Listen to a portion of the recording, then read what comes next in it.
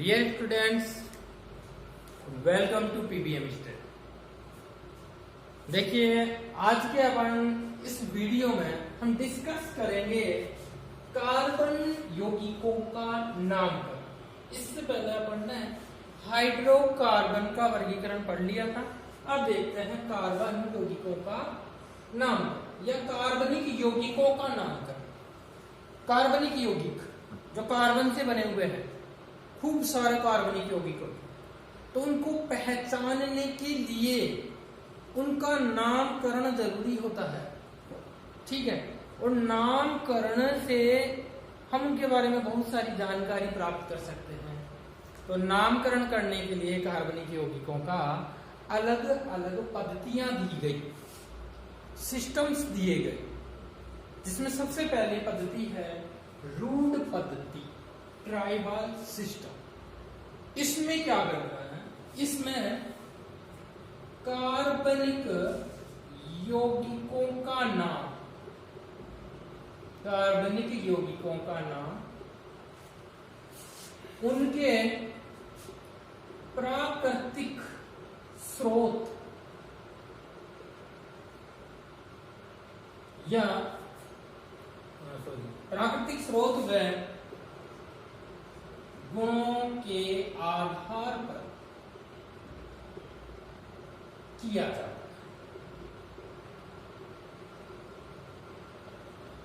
कार्बनिक यौगिकों का नामकरण उनके प्राकृतिक स्रोत व गुणों के आधार पर किया जाता है। प्राकृतिक स्रोत, नेचुरल सोर्स, मतलब कार्बनिक यौगिक कहाँ से प्राप्त हुआ है, कहाँ बनता है, किसमें मिलता है। ठीक है, प्रकृति में कार्बनिक यौगिक किसमें मिलता है, उसी के आधार पर उसका क्या रख देंगे, नाम रख देंगे। ठीक है भाई, सीधा सा एग्जांपल देता हूं। अगर मान लीजिए कोई सैनी परिवार में पैदा होता है, तो सीधी सी बात है, उसके नाम के पीछे क्या लगा देंगे, सैनी। For example Ramesh Saini.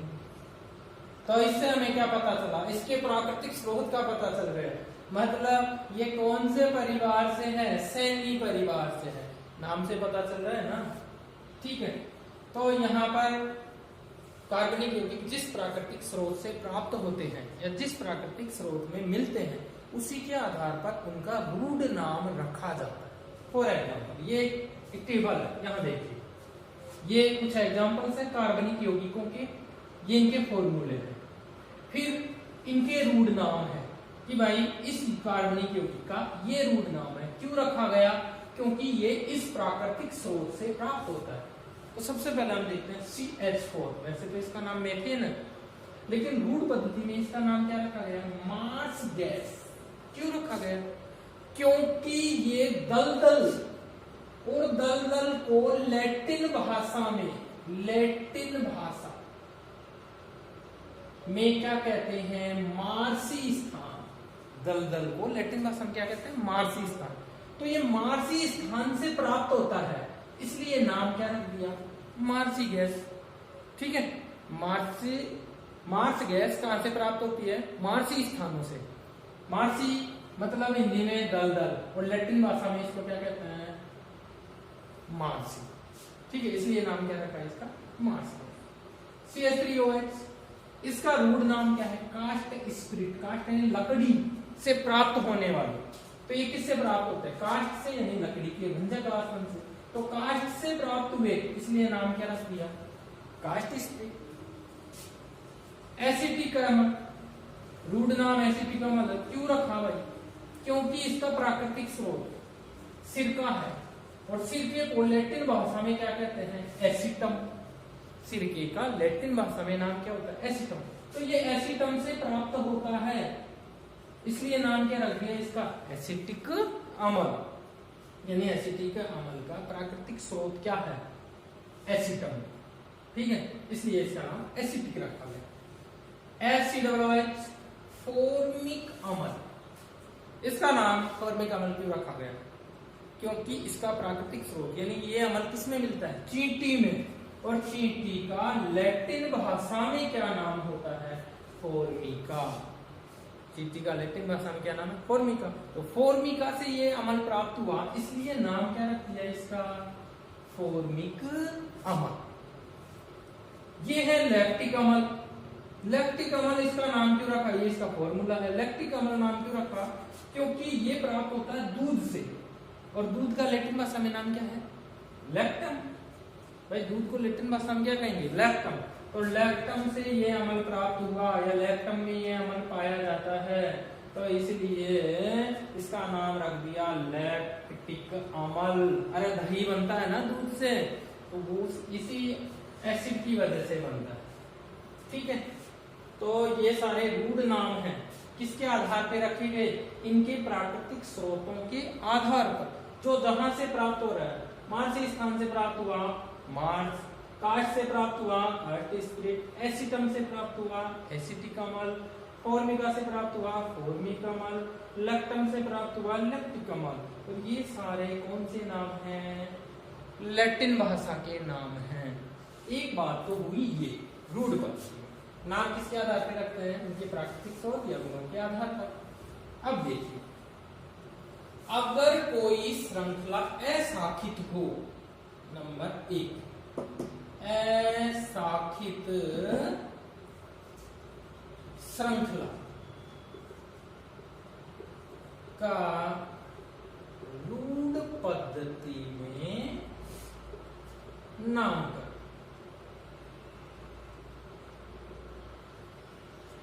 अशाखित श्रृंखला मतलब सीधी श्रृंखला,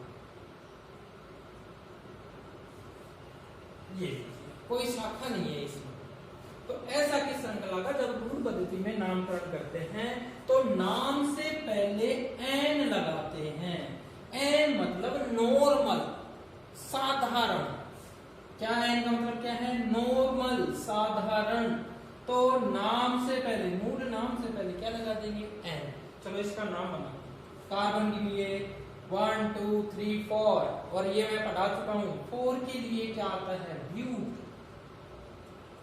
सिंगल बॉन्ड है क्या? तो क्या आएगा? N, butane. और सीधी श्रृंखला है, अशाखित श्रृंखला है, तो नाम से पहले क्या लगा देंगे? एन। पूरा नाम क्या लगाना? N butane. ठीक है, अशाखित श्रृंखला का रूढ़ पद्धति में जब नाम बनाता है तो नाम से पहले क्या लगाते हैं? एन। एन का मतलब होता है नॉर्मल। ठीक है, साधारण। और एक और एग्जांपल मैं आपको बता देता हूं। क्या है? वैसे कार्बन की संख्या बढ़ा देंगे इससे ज्यादा तो क्या होगा? अब इसमें कार्बन की संख्या एक और बढ़ा दी अपन ने, 1 2 3 4 5 है, तो 5 के लिए क्या ले लेते हैं अपन? पेन। सिंगल बॉन्ड है तो क्या ले लेंगे? पेंटेन। एन लगा देंगे, और नाम से पहले क्या लगा देंगे? एन। तो क्या नाम हो गया? N pentane. ठीक, ये तो हुआ अशाखित श्रृंखला के लिए रूढ़ पद्धति का नाम। लेकिन मैं इसको साफ करूं उससे पहले अगर आप चाहें तो स्क्रीनशॉट ले सकते हैं। ठीक है, अगर शाखित श्रृंखला हो तो फिर रूढ़ पद्धति में नाम कैसे बनाए? तो देखिए इस तरह शाखित श्रृंखला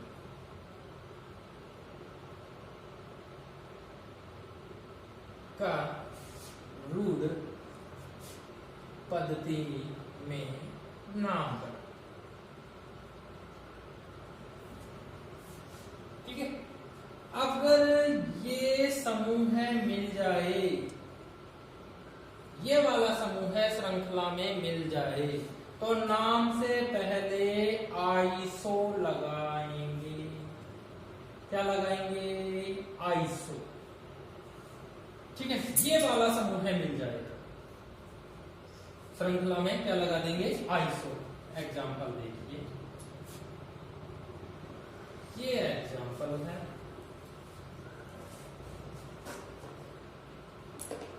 ये श्रृंखला बनाते समय ध्यान रखना कार्बन की संयोजकता पूरी होनी चाहिए, और वो मैं पहले बता चुका हूं कितनी होती है कार्बन की श्रृंखला? 4। ठीक है, जैसे इसकी देखिए तो 1 2 3 और एक हाइड्रोजन 4 हो गई क्या?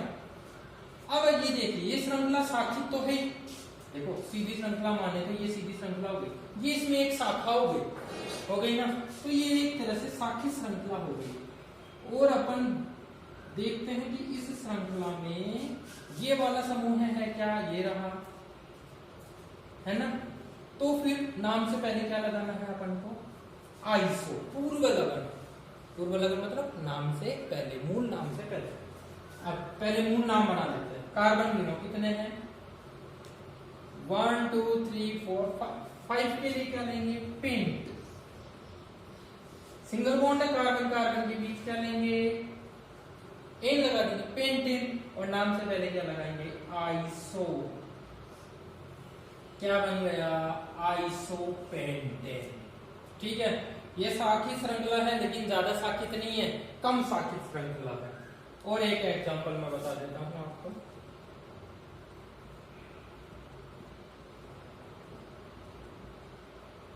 ये लीजिए, इसमें कम कार्बन ले लिया पढ़ना होते।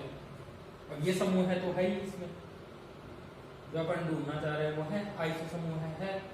अब इसका नाम बना देते हैं। कार्बन भी तो कितने हैं, 1 2 3 4। 4 के लिए क्या लगा देते हैं, ब्यूट। सिंगल बॉन्ड है तो एन, नाम से पहले क्या लगा देंगे, आइसो। पूरा नाम क्या बन गया बताओ, आइसो ब्यूट। ठीक है, अगर श्रृंखला ज्यादा शाखित हो, अति शाखित हो, देख लीजिए इसको, स्क्रीनशॉट ले सकते हैं आप। ठीक है, आगे देखते हैं। अगर श्रृंखला अति शाखित हो, अति शाखित श्रृंखला का रूढ़ पद्धति में नामकरण, तो इसमें अगर अपन को ये समूह मिले,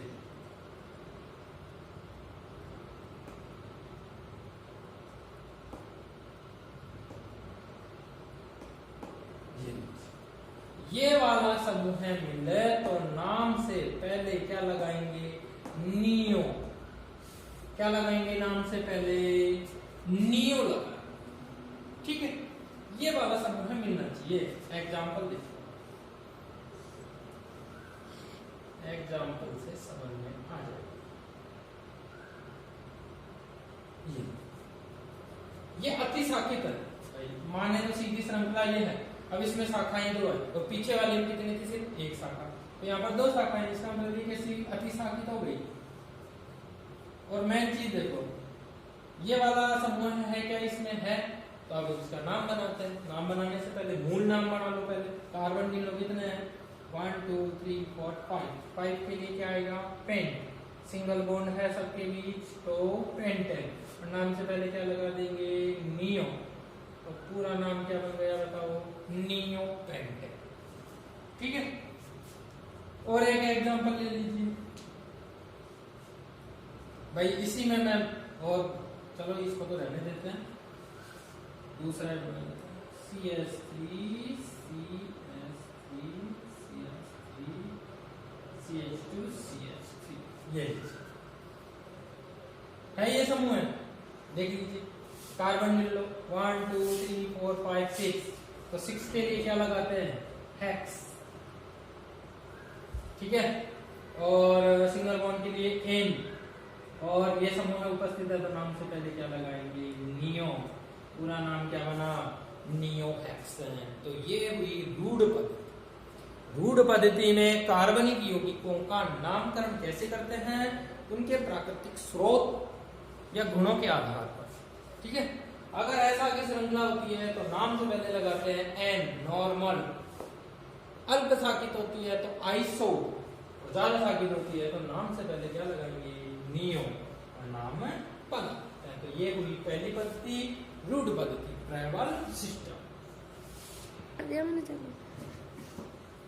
दूसरी पद्धति है व्युत्पन्न पद्धति। ठीक है, इस पद्धति में क्या करते हैं, इस पद्धति में कार्बनिक यौगिकों का नामकरण उनके सरल यौगिकों का व्युत्पन्न मानकर किया जाता है। यानी कि कार्बनिक यौगिकों का नामकरण उनकी जो सरल यौगिक है उनका व्युत्पन्न मानकर किया जाएगा। तो डेफिनेशन से थोड़ा कम समझ में आ रहा होगा, लेकिन जब अपन एग्जांपल समझेंगे तब एकदम क्लियर होगा। इसको समझाने से पहले मैं कुछ प्रतिस्थापी समूह लिख देता हूं। प्रतिस्थापी समूह क्या होता है सबसे पहले तो ये बता देता हूं आपको। जैसे मान लीजिए ये कार्बनिक यौगिक है CH4 मैथेन, इसमें 4 हाइड्रोजन है। ये हाइड्रोजन किसी समूह द्वारा प्रतिस्थापित हो जाता है, मतलब वो समूह हाइड्रोजन को तो हटा देगा। जैसे मान लीजिए ये कोई समूह है CH3, ये इस हाइड्रोजन को हटा देगा और खुद इसकी जगह जुड़ जाएगा। ये तो ये क्या हुआ, प्रतिस्थापी समूह हुआ। तो कार्बनिक यौगिक में से हाइड्रोजन का प्रतिस्थापन करने वाले यौगिक या समूह प्रतिस्थापन करने वाले समूह क्या कहलाते हैं, प्रतिस्थापी समूह। ये समूह कौन कौन से होते हैं, CH3 इसको कहेंगे मेथिल, CH3CH2 एथिल, ये बॉन्ड है CH3CH2CH2 propyl, CH3CH bond isopropyl, और अगर 4 हो कार्बन ये हो गया ब्यूटेन। ये कुछ मेन प्रतिस्थापी समूह है, ठीक है, जो कार्बनिक यौगिक में से हाइड्रोजन को प्रतिस्थापित करेंगे। ठीक। एक बात हो, अगर प्रतिस्थापी समूह की संख्या 1 से ज्यादा हो, मान लीजिए कि भाई प्रतिस्थापी समूह की संख्या 2 हो, 2 प्रतिस्थापी समूह हैं, तो इसके लिए क्या यूज करेंगे, डाई, पूर्व लघु, यानी नाम से पहले क्या लगाएंगे, 2 के लिए डाई, 3 हो तो क्या लगाएंगे, ट्राई, ठीक है, 4 हो तो टेट्रा, 5 हो तो पेंटा। खैर ऐसे 10 तक है, आगे तक है, लेकिन काम इतने आने वाले हैं। एक के लिए मोनो होता है, लेकिन मोनो लिखते नहीं है, ठीक है, एक के लिए मोनो, लेकिन मोनो का ज्यादातर काम यहाँ आएगा नहीं। तो अगर प्रतिस्थापी समूह है एक ही कार्बनिक यौगिक में 2 हो, 2 बार हो, एक ही समूह है तो डाई लगाएंगे, 3 बार हो तो ट्राई लगाएंगे, 4 बार हो तो टेट्रा लगाएंगे, और 5 बार हो तो पेंटा लगाएंगे। दोबारा सुन लीजिए, ये प्रतिस्थापी समूह है जो कार्बनिक यौगिक में से हाइड्रोजन को प्रतिस्थापित करते हैं, ठीक है। इनके ये नाम दे रखे हैं, ये अभी अपन यूज करेंगे। अगर ये प्रतिस्थापी समूह 1 से ज्यादा बार उपस्थित हो, 2 बार हो तो नाम से पहले डाई लगा देंगे, 3 बार हो तो ट्राई लगा देंगे, 4 बार हो तो टेट्रा लगा देंगे, 5 बार हो तो पेंटा लगा देंगे। अब अपन एग्जाम्पल लेते हैं। एग्जाम्पल पहला लेते हैं CH4, जिसका नाम है मेथेन, ठीक है, क्या नाम है, मेथेन। कैसा नाम हुआ ये तो सरल सिंपल नाम हुआ इसका, ठीक है। ये क्या है, सरल यौगिक। अब इससे मैंने अभी बताया 4 हाइड्रोजन इससे जुड़े हुए हैं, तो ये हाइड्रोजनों को प्रतिस्थापी समूह क्या करेंगे, प्रतिस्थापित कर देंगे। फॉर एग्जाम्पल जैसे एक CH3 यहां जुड़ गया इस हाइड्रोजन की जगह, CH3 जुड़ गया, ठीक है। अब ये क्या बन गया, ये व्युत्पन्न यौगिक हो गया, व्युत्पन्न यौगिक। ये सरल था CH4, ठीक है, सरल यौगिक। अब ये हो गया व्युत्पन्न यौगिक, क्योंकि इसमें हाइड्रोजन का प्रतिस्थापन हो गया। किसके द्वारा हुआ? मेथिल द्वारा। इसका नाम कैसे बनाएंगे? व्युत्पन्न नाम कैसे बनाएंगे? सरल नाम तो इसका क्या था? मेथेन। व्युत्पन्न नाम लिखो। सबसे पहले इसके सरल यौगिक का नाम लिख लो। सरल यौगिक इसमें क्या था? मेथेन। ठीक है। मेथेन के हाइड्रोजन को किसने प्रतिस्थापित किया? इस तरफ देखो, एथिल ने। ठीक है, किसने किया? एथिल ने। तो सरल नाम तो क्या था इसका? मेथेन। और प्रतिस्थापी मेथिल, जिसको मूल नाम से पहले लिखते हैं। ध्यान रखना, प्रतिस्थापियों के जो नाम है ना, ये मूल नाम से पहले लिखते हैं, पूर्व लगन के रूप में लिखेंगे। तो नाम क्या बन गया? Methyl methane. ये कौन सी पद्धति में नाम हुआ? व्युत्पन्न में। तो ये व्युत्पन्न नाम हुआ इसका। ठीक है। और एक एग्जांपल देखो, इसी का देखते हैं। अब दो हाइड्रोजनों को प्रतिस्थापित कर देते हैं। ये लीजिए, और दो हाइड्रोजनों को प्रतिस्थापित किसने किया? मेथिल ने किया। अब इसका नाम व्युत्पन्न पद्धति है। तो सबसे पहले तो सरल नाम। सरल नाम क्या है? मेथेन। ये लीजिए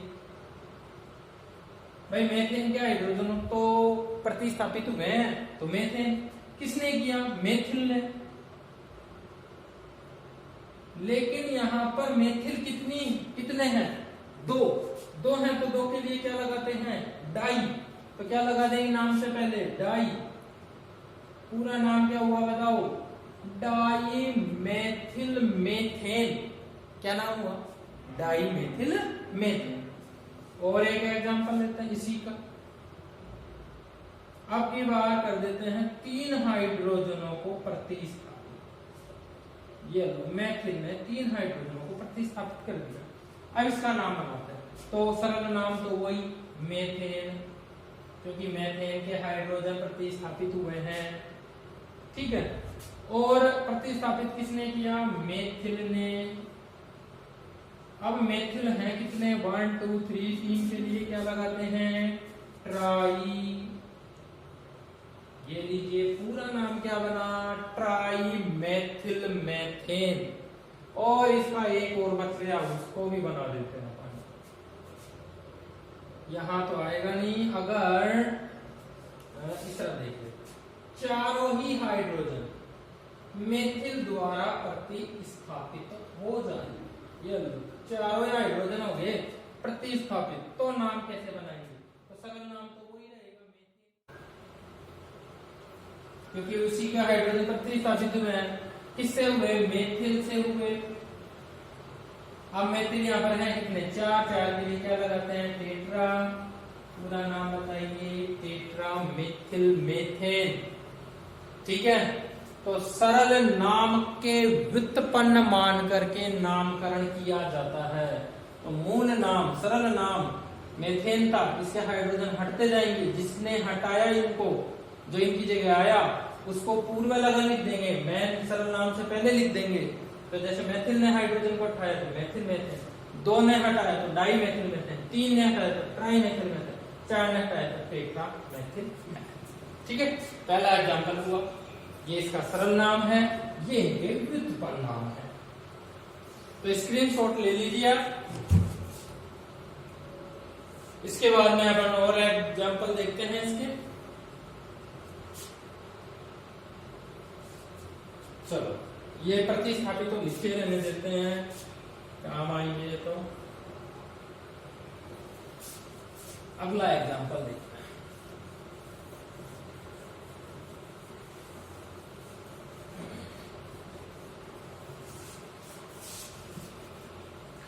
दूसरा एग्जांपल है इसका CH3OH कार्बिनोल।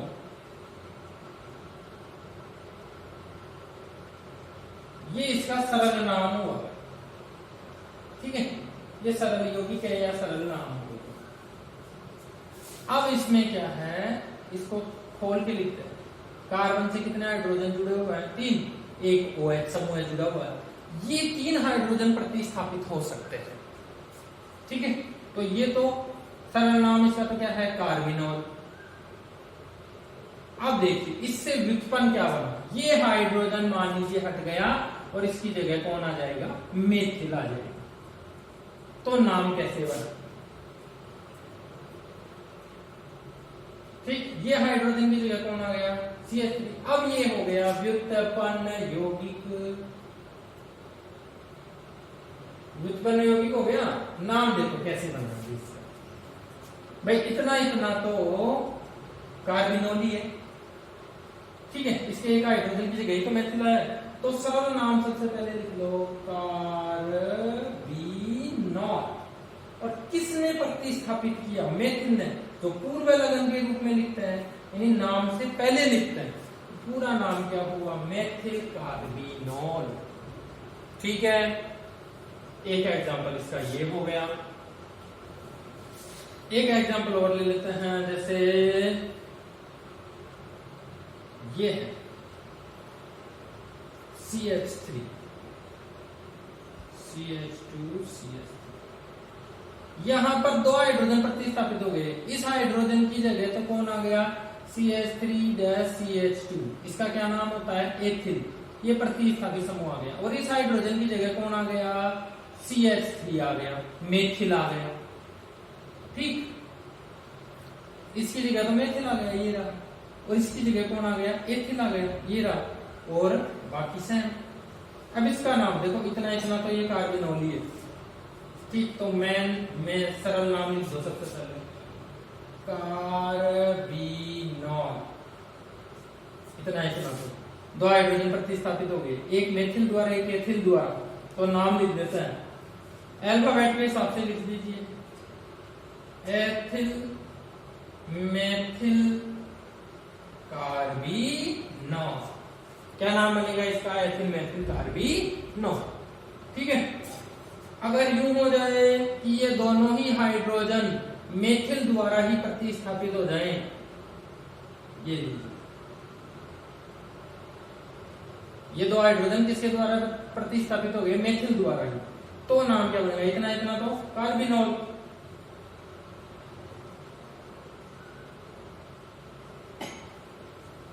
ठीक। और मेथिल द्वारा प्रतिस्थापित हुआ तो मेथिल, लेकिन यहां पर मेथिल कितने हैं, दो, तो क्या नाम बनेगा, डाई मेथिल कार्बिनोल, ठीक है। तो इस प्रकार से इसके हाइड्रोजन प्रतिस्थापित होते जाएंगे और व्युत्पन्न यौगिक बनते जाएंगे, और उनके हम नाम व्युत्पन्न पद्धति में बना दें। सबसे पहले सरल यौगिक का नाम सबसे पीछे रहेगा, प्रतिस्थापियों के नाम सरल नाम से आगे पूर्व लगन के रूप में लिखें, ठीक है। इसमें मैं एक एग्जांपल दे रहा हूं आपको, उसका नाम आप कमेंट बॉक्स में बताएं।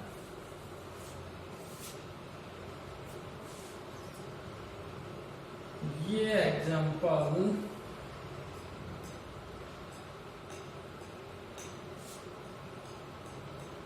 कार्बिनोल का ही है,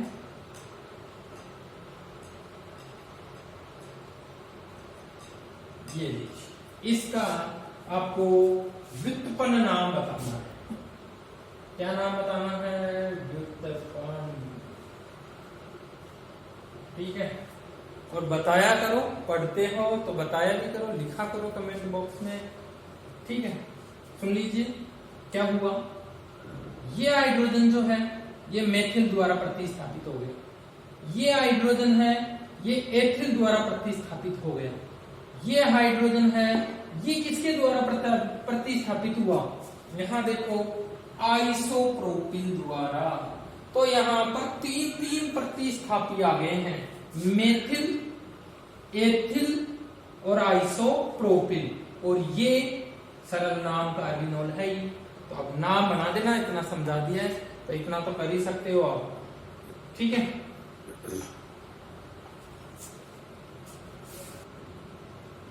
एक एग्जांपल अपन और ले लेते हैं, CH3COOH एसिटिक अम्ल, ये तो सरल यौगिक हो गए, सरल नाम हो गए, ठीक। इससे व्युत्पन्न यौगिक बनेंगे। तो इसको समझा देता हूं पहले। तो इसको अपन यूं लिख सकते हैं, 3 हाइड्रोजन जुड़े हुए हैं, COOH। तो यहाँ पर प्रतिस्थापी कौन होंगे? ये हाइड्रोजन। इनकी जगह कौन आ जाएंगे? प्रतिस्थापी समूह है जो इस तरफ लिखवाई रखे हैं। ठीक, एग्जाम्पल देखते हैं अपन इसका। इस हाइड्रोजन की जगह आ जाता है, कौन आ जाता है? CH, ये आ जाता है। इसका क्या नाम है? आइसोप्रोपिल। इस हाइड्रोजन की जगह लिखो,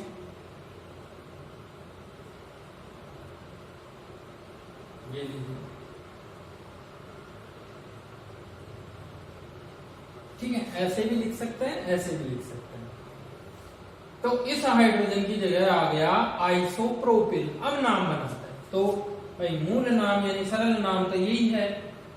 ठीक, क्या नाम है? सरल नाम बताओ। एसिटिक अम्ल, एसिटिक अम्ल। और हाइड्रोजन किसके द्वारा प्रतिस्थापित हुआ? आइसोप्रोपिल द्वारा। तो पूरा नाम क्या बनेगा बताओ? आइसोप्रोपिल एसिटिक अम्ल। प्रतिस्थापी का नाम पहले लिखेंगे तो नाम क्या हो जाएगा? आइसोप्रोपिल एसिटिक अम्ल। और एक एग्जांपल छोटा सा, ज्यादा बड़ा नहीं लूंगा। ये हाइड्रोजन की जगह मान लीजिए मेथिल आ जाए, तो इसकी जगह आ गया मेथिल। अब ये दो हाइड्रोजन अलग अलग लिखने की बजाय अपन यूं भी लिख सकते हैं। भाई दो हाइड्रोजन है ना, CH2 और फिर COOH। समझ गए? भाई इस हाइड्रोजन की जगह तो मेथिल आ गया, और ये दो हाइड्रोजन जो अलग अलग है, भाई इनको यू लिखेंगे तो इसकी जगह यू भी लिख सकते हैं। दो हाइड्रोजन जो है, और फिर COOH। तो इतना तो सरल नाम। क्या नाम? सरल नाम बताओ। एसिटिक अम्ल। और ये है प्रतिस्थापी, जिसका नाम क्या होता है? मेथिल। पूरा नाम बताइए। मेथिल एसिटिक अम्ल। ठीक है, जैसे ये है, इसको भी अपन यू कर सकते हैं। दो हाइड्रोजन अलग अलग है तो अपन इसको CH2 यू भी लिख सकते हैं। ठीक, बात वही है। अलग अलग लिख दो या एक साथ लिख दो। तो ये व्युत्पन्न पद्धति हुई, जिसमें सरल यौगिकों के हाइड्रोजन प्रतिस्थापी समूह के द्वारा हटा दिए जाते हैं। प्रतिस्थापी समूह को जुड़ जाएंगे। सबसे पहले सरल यौगिक का नाम लिखेंगे और उससे पहले प्रतिस्थापी समूह का नाम लिखेंगे जिसने हाइड्रोजन को प्रतिस्थापित किया है। पूरा नाम मिलकर के कौन सा नाम बन जाता है? व्युत्पन्न नाम। तो ये व्युत्पन्न पद्धति हुई। तो दो पद्धतियां आज अपन ने देखी, रूढ़ पद्धति और व्युत्पन्न पद्धति। आशा करता हूं कि आपको समझ में आई होगी। तो प्रिय विद्यार्थियों, रेगुलर पढ़िए, और ये समझ में तब आएगा जब आप पिछले वीडियो पढ़ेंगे। तो अगर आपने पिछले वीडियो नहीं पढ़े हैं तो एक बार जाकर के वो पढ़िए। एक बार देखिए, 2 बार देखिए, आराम से समझ में आएगा। रेगुलर पढ़ते रहिए। धन्यवाद।